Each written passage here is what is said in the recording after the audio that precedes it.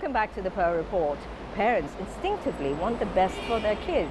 For some, it means finishing school with flying colors. To others, it's being self-sufficient individuals. Yvonne Liu finds out how two families who've recently put down roots in Hong Kong are raising their children. In 2008, Jeannie Cho Lee became the first Asian Master of Wine, a prestigious professional qualification for wine connoisseurs. When I was taking the Master of Wine exam, my father said, "How are you going to use that degree? What, are you going to sell wine?" For a traditional Korean father, any daughter who goes into selling alcohol is still traditionally viewed as not a proper industry. Instead of selling wine, Jeannie is a wine critic and educator in Hong Kong, where she and her family have lived since 1994.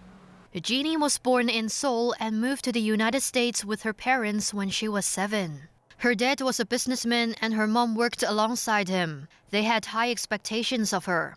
To take school and academics very seriously. So the only time they really got angry at me was really when I came back with a bad grade from school. This was even when my second year in the United States, I hardly knew English. I was still learning, and they still expected me to get all A's. Because of their expectations, I expected more from myself, too. So I pushed myself. Traveling around Europe at 19 consolidated a love for food and wine inculcated by her mom. Since I've grown up with a mother who really has a great palate, Koreans have the most extreme sort of parenting mentality of making sure their kids get into all the big names around the world. Jeannie majored in political science and sociology at Smith College, spent her junior year at Oxford, and went on to Harvard for her master's degree. My father, who wanted me always to be a professor, says, "How come you didn't finish school?" For him, finishing school is finishing and getting your PhD. And he always kind of talks to me like I'm a dropout from school. Jeannie has not spared her 4 daughters this high expectation. Like my daughter Catherine, who's now almost 17, she wants to study science. I think she should apply to Harvard. Yeah, I'm not really sure yet. Me and my older sister are like striving to go to one of the top Ivy League schools.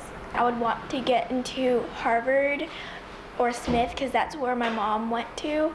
My mom is more intimidating than motivating because she's achieved a lot. Disappointing my mom might be one of my biggest fears if we don't get accepted into like any of the Ivy Leagues. I think that would disappoint her. She'd kind of expect us to be disappointed in ourselves as well. Academic-wise, if we failed, then that would be like really scary. What grade is a bad grade? Anything below an A for us in high school. What I will say is you're losing out. You are going to have less of an opportunity to go to a great university. You might be surrounded by people who are less intelligent than you. You'll learn less, you'll grow less. If I got a B, I'd be like freaking out. Yeah. Lauren did score below 80 in a term exam once. Jeannie was very upset. We canceled our family trip. Just canceled. And one of the rules in my family is that if one did badly in school, we all suffered. She felt bad for her sisters who were also looking forward to it. I think it worked because it was the only trip I had to cancel. And after that, my daughters started getting very good grades. Jeannie put all 4 girls into Kiangsu and Chekiang Primary School. Putting them into a Chinese school, they had no choice. They're now in the Hong Kong International School. While other kids were having fun and enjoying their Saturday, they had to go to Saturday school for Korean. They also started learning French when they were 5, and Mom expects them to keep up with their languages. I said, listen, if you go to university and they don't have advanced Chinese at the level that you can learn more, then you're not allowed to apply to that school. You can't give up Chinese. That's it. And you have to continue with your French also. I insist on that. She would be strict about academics, but quite lenient if we did well in school. My eldest one, I tell her, don't study so much, relax a little bit. She pushes herself. When she gets an A minus, she starts to cry because she wants an A. I think that there's certain things you can push and you have to know what your limits are. Everything she's done has always had reason. For getting mad at us for bad grades, it's usually because we didn't do something properly or well enough by her standards. I would definitely think that how I was brought up translates to how I am as a mother. I think I received the best values about what's important in life. 6-year-old Timmy Yu has sensory processing disorder, an autistic condition. He's attending the Children's Institute of Hong Kong, a special needs school. Before this, his parents Michael and Sharon Yu had put him in a special ed school in Manila, the family's hometown. We thought that there should be something out there that's better. Then Michael, a human resources manager, got a job offer from Hong Kong and the family moved here in 2012. We reluctantly did it. Some of my friends will say, wow, you were able to do that when you had what you call the perfect life in Manila. That's very noble of you, but it's just a parent trying to do what he and she thinks are best for the child. And I would like him to grow up in an environment where he knows his extended family, he knows his culture. Michael and Sharon married in Manila in 2004 and gave birth to Timmy 3 years later. In his first year and a half, he was responding to us when he hit the age of 2. He had very few words. We were saying that maybe it's just delayed. In fact, my own mom told me I started speaking when I was 4. And that kind of gave us some hope, but deep down, I knew that something had to be done. They consulted a developmental pediatrician She immediately saw that something was wrong. and told the parents to put Timmy through occupational and speech therapies. It kind of helped a bit, but the older he got, the more and more we were able to compare him to his peers, and that's when we got more and more concerned. When doctors diagnosed sensory processing disorder, I kind of said, uh-oh, how is this going to affect the family? And most especially, how is it going to affect him? Do you have a toy? Timmy's affliction makes him more sensitive to the sound of a vacuum cleaner or a razor cutting his hair. And he tends to repeat what he likes, such as mimicking a dialogue or scene from his favorite shows. It's difficult to break him from the habit and eats up his time and his efforts versus learning new skills or new things. And when he does throw a tantrum in a restaurant, he'll just shout out and start singing to make him feel better. And we try our best to control it. He's much better now. But when he does, it's still difficult for us to accept.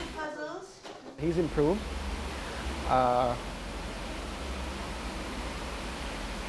And we're hoping it continues. The biggest frustration, I guess, is not understanding to a certain degree what Timmy wants to say. There are so many things I'd like to tell him, to teach him. Right now, I don't know if it's happening. Sorry. Eventually, hopefully, it happens. But right now, it's frustrating. I can't. Sorry. It kind of burst the bubble of an ideal family that I had in my head, of raising a son who I can reach out to, talk to, eventually play sports with, things that dads and sons will always do normally.